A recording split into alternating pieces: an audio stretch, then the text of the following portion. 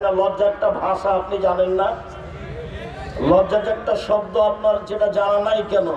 রাসূল সাল্লাল্লাহু আলাইহি সাল্লাম বলছেন এইভাবে, আর আল্লাহ বলছেন বুঝেও বুঝে না ওরা অন্তর আছে, বুঝে না, দেখেও দেখে না ওরা চক্ষু আছে, দেখে না, শোনেও শোনে না ওরা কান আছে, শোনে না। উলাইকা কালানাম, তারা পশু প্রাণীর মতো, তারা গরু ছাগলের মতো, তারা কুকুর শ্রীগালের মতো, বালহুমাজাল, বরং তার চেয়ে খারাপ। আপনাকে আমি কুকুর শ্রীগালের চেয়ে খারাপ মনে করি, আর আপনার পরিবারকে আপনাকে যদি আমি অশিক্ষিত প্রমাণ করতে না পারি, আমি জাতির সামনে বক্তব্য দিব না। যেই টিভিতে ল্যাংটা মেয়ে নাচছে, সেই টিভির সামনে বসে আছেন আপনি, আপনার স্ত্রী, আর আপনার মেয়ে, আপনার ছেলে, আপনার বৌমা, সবাই মিলে বসে আপনি একটা ল্যাংটা মেয়ে দেখেন, তখন আপনি শিক্ষিত? তখন আপনার লজ্জা আছে? তখন আপনি পশু প্রাণীর চেয়ে ভালো, যে আপনি কুকুর সিরিয়ালের চেয়ে খারাপ? যদি আপনার এতে বিশ্বাস না হয়, মন কষাকষি ভাব হয়, তো একবার আপনি আমার সাথে বসেন, পার্সোনাল, দেখি আপনার অবস্থা কি। আমি 30 বছর থেকে বলছি, আপনাকে যদি আমি মূর্খ প্রমাণ করতে না পারি, আজকে বগুড়ার মাটিতে বক্তব্য চালু করেছি, বন্ধ করে চলে যাবো, আর কোনোদিন জাতির সামনে আসবো না। রাসূল সাল্লাল্লাহু আলাইহি সাল্লাম এটা দুঃখ করে বলেছেন, আফসোস করে বলেছেন, ওরা যদি মায়ের সাথে জেনা করে, তো আমার উম্মতের অভ্যাস, খাসলাত, শিষ্টাচার এত খারাপ হবে যে ওদের সাথে মিল দিবে মাথার চুল কাটাতে, ওদের সাথে মিল দিবে দাড়ি চেঁচে ফেলাতে, ওদের সাথে মিল দিবে মেয়েদের নখে নেইল পালিশ দেওয়াতে, বড় করাতে। এটা তো ইহুদি খ্রিস্টানদের পতিতালয়ের মেয়েদের বৈশিষ্ট্য। নখ বড় রাখা, নখে নেইল পালিশ দেওয়া, এটা তো ইহুদি খ্রিস্টানদের পতিতালয়ের মেয়েদের বৈশিষ্ট্য। তা আপনার চোখের সামনে আপনার মেয়ের নখ বড় আছে, আপনি বলেন না কিছু, তখন আপনি শিক্ষিত? আমি যদি বলি আপনি কুকুর শ্রীগালের চেয়ে খারাপ,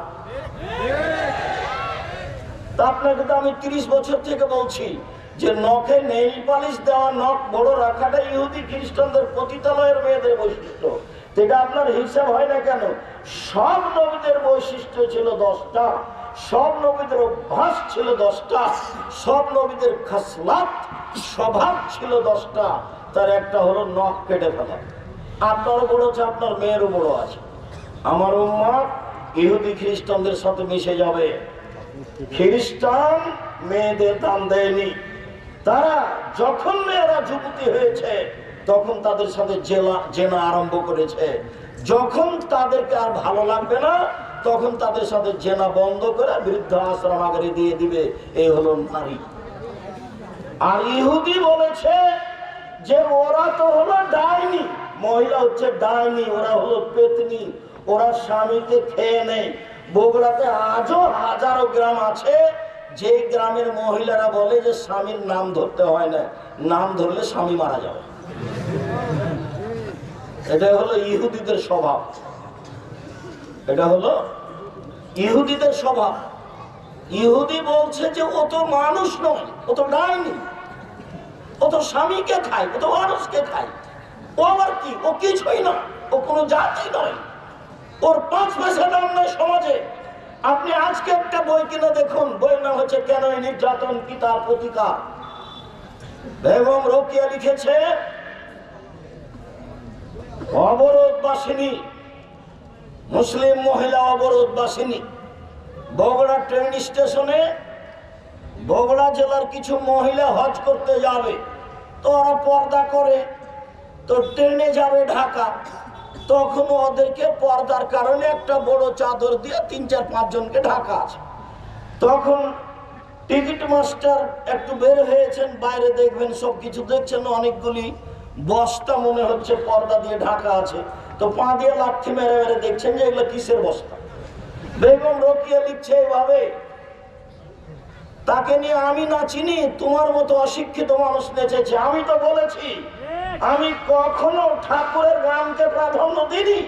ঠাকুর বলেছে, ঠাকুর হলো জাতির শত্রু, ঠাকুর মুসলমানের শত্রু, ঠাকুর ঢাকা বিশ্ববিদ্যালয়ের শত্রু, ঠাকুর বাংলাদেশের শত্রু, জাতির শত্রু। ঠাকুর হলো খ্রিস্টানদের সবচেয়ে বড় দালাল। মুসলমানরা বাংলাদেশে বিপদে থাকে, ইহুদি খ্রিস্টানের হাতে। আর ঠাকুর লন্ডনে বসবাস করে। এই ঠাকুর বলে ও কালিমা তোমার আকাশ, ও কালিমা তোমার বাতাস। আমি আজ থেকে 30 বছর পূর্বে বলেছি তোর বাপের আকাশ।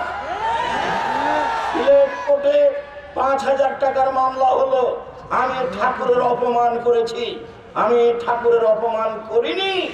ঠাকুর বলেছে ও কালিমা তোমার আকাশ, ও কালিমা তোমার বাতাস। আমি বলেছি তোর বাপের আকাশ কালিমা।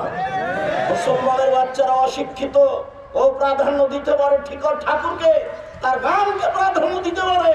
আমি আব্দুর রাজ্জাক বিন ইউসুফ আমার দেহে যতদিন শ্বাস আছে ততদিন ঠাকুরের এই গানের আমি পাঁচ পয়সা দাম দিলে তার সামান্য দাম ঠাকুরের গানের আমার কাছে নাই। ঠাকুরের গোটা দেখতে মুশরিক। ঠাকুর নিজে হিন্দু, ঠাকুরের কলম হিন্দু, ঠাকুরের কর্ম হিন্দু, ঠাকুরের জাতি হিন্দু, ঠাকুরের গান হিন্দু। ঠাকুরের কথা আমার ছেলে মেয়ে পড়বে। 1971 সাল থেকে বাংলাদেশে আজ পর্যন্ত কোন শিক্ষিত মানুষ শিক্ষামন্ত্রী হয়েছে এটা আমার জানা নাই। আমি খ্রিস্টানের দালাল ঠাকুর, সেই ঠাকুরের গান আমার ছেলে মেয়ে পড়বে এটা আমি কোনোদিন গ্রহণ করিনি। জাতি যদি রাস্তাঘাট করে দিতে না পারি, জাতি যদি স্কুল কলেজ করে দিতে না পারি, জাতিকে চূড়ান্ত সঠিক ধর্ম দিতে পারবো ইনশাআল্লাহ। ধর্মের ব্যাপারে জাতিকে ফাঁকি দিয়ে পরকাল হারাতে রাজি নই। এইভাবে দিন কাটাতে আমি আব্দুর রাজ্জাক বিন ইউসুফ প্রস্তুত নই। সঠিকটাই জাতির কাছে পেশ করার চেষ্টা করব ইনশাআল্লাহ। মরা বাছা আল্লাহর হাতে। বলছিলাম সম্মানিত দিনী ভাই বোন, ইহুদি মুসলমানদের দাম দেয়নি, খ্রিস্টান দেয়নি, হিন্দু দেয়নি। ইসলাম আসার পূর্বের নাম হচ্ছে জাহেলিয়াতের যুগ। জাহেলিয়াতের যুগে মেয়েদের দাম দেওয়া হয়নি। জাহেলিয়াতের যুগে, বন্যতার যুগে, বর্বরতার যুগে দাম দেওয়া তো হয়নি। সেই যুগে মেয়েদেরকে মাটিতে পুঁতে দেওয়া হতো। মুসা আলাইহিস সালাম যখন ফেরাউনের কাছে গেলেন, গিয়েই মুসা আলাইহিস সালাম ফেরাউনকে বললেন যে বানি ইসরায়েলকে ছেড়ে দেন, স্বাধীনতার দরকার আছে, স্বাধীনভাবে বসবাস করতে চাই।